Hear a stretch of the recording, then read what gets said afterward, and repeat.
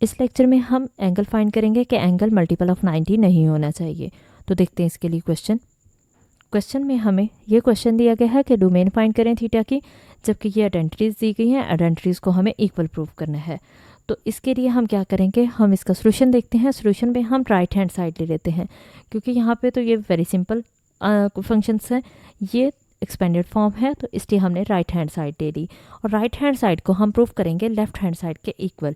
तो यहाँ पे देखिए tan स्क्वायर आ रहा है, तो tan स्क्वायर को हम लिख सकते हैं sin square over cos square, क्योंकि हम जानते हैं कि tan थीटा किसके इक्वल होता है, sin theta over cos theta के। ये रिजल्ट्स हमने पढ़े थे, इंपॉर्टेंट रिजल्ट्स हमने पढ़े थे, तो उसमें हमने पढ़ा था कि tan थीटा क्या होता है, sin ओवर cos होता है। तो क्योंकि यहाँ पे स्क्वायर आ रहा है tan का, तो इसलिए sin square over cos square लिख दिया, तो इसलिए हमने ये आइडेंटिटी लिखी।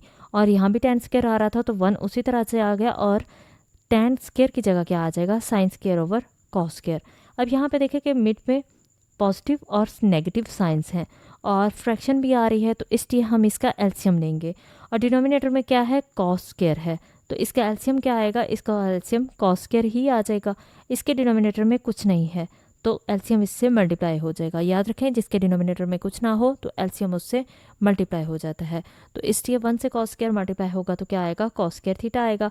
और अगर एलसीएम और डिनोमिनेटर सेम हो जाए तो फिर ऊपर वाला भी सेम आ जाता है, इसलिए sin स्क्वायर थीटा उसी तरह से आ गया।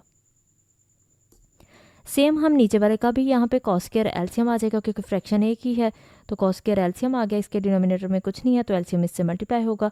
cos स्क्वायर थीटा 1 से मल्टीप्लाई होगा तो ऊपर लिखेंगे cos स्क्वायर थीटा ही। और यहाँ पे cos स्क्वायर और एलसीएम सेम है, यानी डिनोमिनेटर और एलसीएम सेम है, तो न्यूमिनेटर भी सेम उसी तरह से आ जाएगा। तो इसलिए sin स्क्वायर थीटा उसी तरह से आ गया। अब यहाँ पे देखें कि यहाँ क्या हो सकता है, ये cos स्क्वायर से cos स्क्वायर कट जाएगा, ये कैंसिल हो गया, क्योंकि ये डिनोमिनेटर के ऊपर भी है, न्यूमिनेटर में भी है cos स्क्वायर, और डिनोमिनेटर में भी है, तो इसलिए ये कैंसिल हो गया। क्या बचेगा, cos square minus sine square over cos square plus sine square. और ये वाला रिजल्ट हम जानते हैं कि ये किसके इक्वल है, ये स्टेप मैंने आपके लिए रिपीट कर दिया है।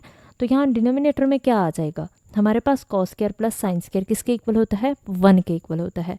तो इसलिए यहाँ पे हमें रिजल्ट पता था, हमने यहाँ पे 1 लिख दिया। अब अगर डिनोमिनेटर में 1 हो तो क्या हम उसे लिखें या ना लिखें, फ़र्क पड़ता है, नहीं, उससे कोई फ़र्क नहीं पड़ता। अगर हम डिनोमिनेटर में 1 है उसको इग्नोर भी करते हैं, अगर ना भी लिखें तो उससे फ़र्क नहीं पड़ता, इसलिए न्यूमिनेटर उसी तरह से आ जाएगा, यानी cos square minus sine square theta आ गया। तो यही हमने राइट हैंड साइड प्रूव करनी थी। यस, यही हमारे पास राइट हैंड साइड थी, सॉरी लेफ्ट हैंड साइड। ये हमने क्योंकि राइट हैंड साइड दी थी तो लेफ्ट के इक्वल प्रूव करना था, तो इसलिए ये हमारे पास लेफ्ट हैंड साइड आ गई। और यहाँ पे अगर थीटा की बात करें तो हमारे पास डोमेन ऑफ थीटा क्या होगी, हमारे पास थीटा पूरी रियल लाइन हो सकती है, लेकिन हमारे पास 90 डिग्री मल्टीपल नहीं होना चाहिए और नंबर्स का, यानी हमारे पास जो थीटा होगा वो 90 डिग्री, और 90 डिग्री क्या, और नंबर्स के साथ 90 डिग्री का मल्टीपल नहीं होना चाहिए। तो ये हमारे पास थीटा इसके अलावा कुछ भी हो सकता है, यानी यहाँ पे 3π/2 नहीं होना चाहिए, 5π/2 नहीं होना चाहिए, 9π/2, इस तरह से, मतलब और नंबर्स का मल्टीपल 90 डिग्री, और नंबर्स का मल्टीपल 90 डिग्री भी का मल्टीपल भी नहीं होना चाहिए, और नंबर्स का भी। तो हमारे पास थीटा इसके अलावा कुछ भी हो सकता है।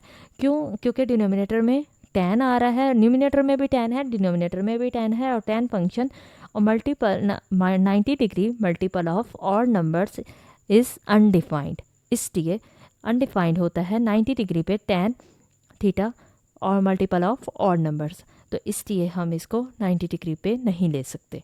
तो ये हमारे पास इसका सोल्यूशन है।